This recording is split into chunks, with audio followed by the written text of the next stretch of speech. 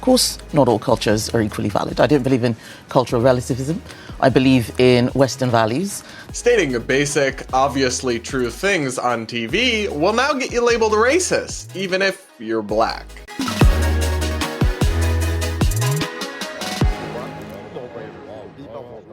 And now, let's head over the pond and check in on our friends over in Britain who seem to be even more ensconced in woke insanity than we are these days. A clip from the BBC featuring the Conservative Member of Parliament, Kemi Badenoch, is going viral right now because a journalist attempted to play gotcha and suggest that her extremely common sense statement was actually somehow racist. Let's watch her original clip and then we'll break down the fallout from it, which has been truly unhinged as well.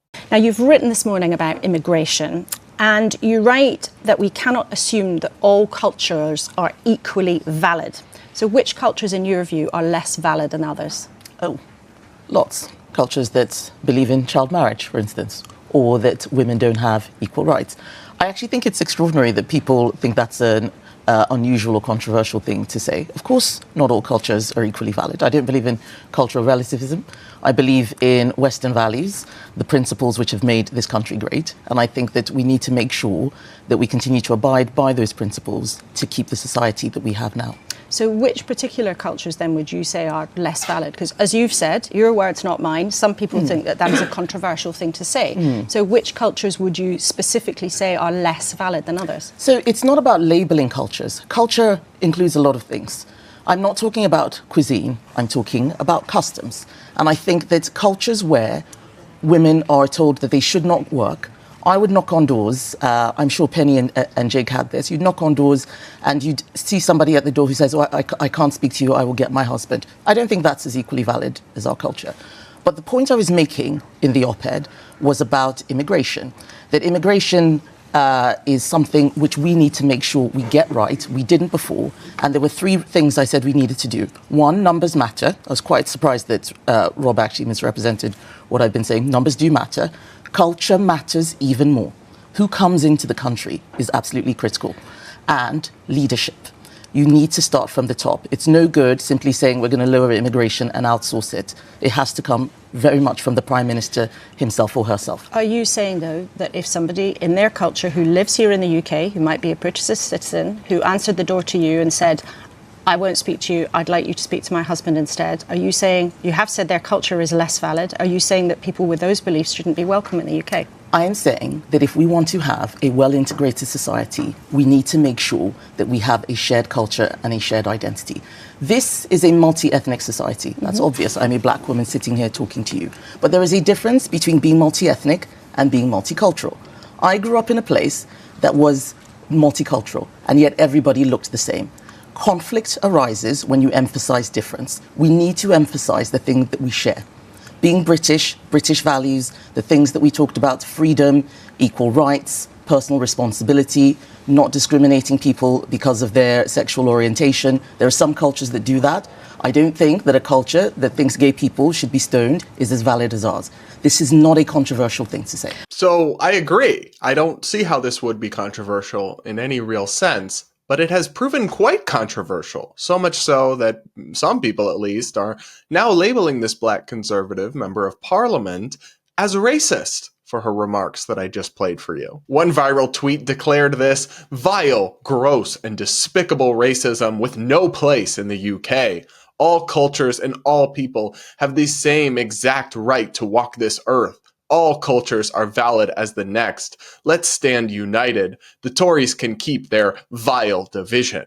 RT if you agree. And here's a clip of one woke white male commentator on the LBC critiquing the Member of Parliament and essentially saying she's racist and doesn't like brown people. Yes, seriously. I'm not going to lie to you. If Kemi Badenoch knocked on my door, I'd say I was going to go and get my husband and I wasn't allowed to talk to her. I haven't even got a husband. And number one, how does she know that they are immigrants? I met a lovely bloke at a lunch and I sat next to him because he couldn't sit next to my wife because of his religious beliefs. Looking back, I don't know that I could do that again. It didn't really clock at the time. I didn't actually find out until afterwards that Mrs. O'Brien had been moved. And it was quite a highfalutin event. But the notion that you can't sit next to a woman because of your religious beliefs is something that I don't know. You could kind of respect up until the point that the woman is being disrespected. So is that what she means? It was a rabbi, by the way. Is that what she means? I genuinely don't know. And I'm not sure she does either.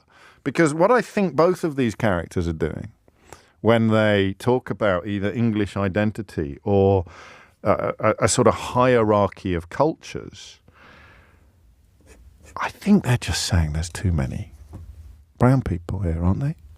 I mean, is there ever any more to it? Does it run any deeper than a dog whistle? I'm pretty sure Cami Badenoch is not talking about Orthodox Jews, for example. I'm pretty sure she's talking about Muslims.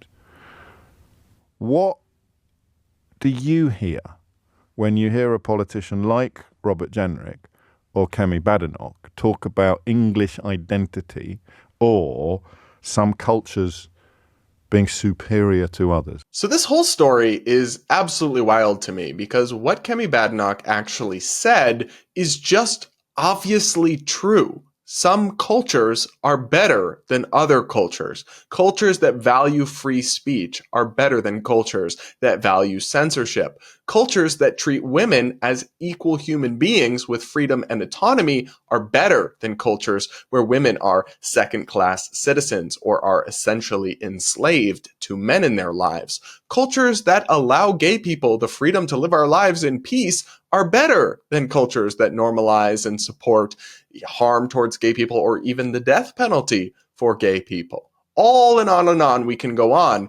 But in fact, the Taliban's culture in Afghanistan is worse than the culture we have here in America. And it's not racist to say so. It's in fact insane to suggest otherwise. Now, of course, culture is something different than race. A person from Afghanistan can come to America, embrace our culture and our values, and be a wonderful part of our society. It's not about their race or their ethnicity. It's about those cultural values there versus here and making sure that we maintain ours. And I'm a big supporter of legal immigration. It's a boon to our economy. It makes us the melting pot that makes America so special. And we have so many different cultures mixed together, the positive aspects of those cultures. But it is really important and key to ensure that they assimilate and integrate to American values, that we aren't importing huge amounts of people that are then going to come here and raise kids who will become voters who won't believe in basic American concepts. But many immigrants do come here and do embrace American values, and I'm sure the same is true in Britain.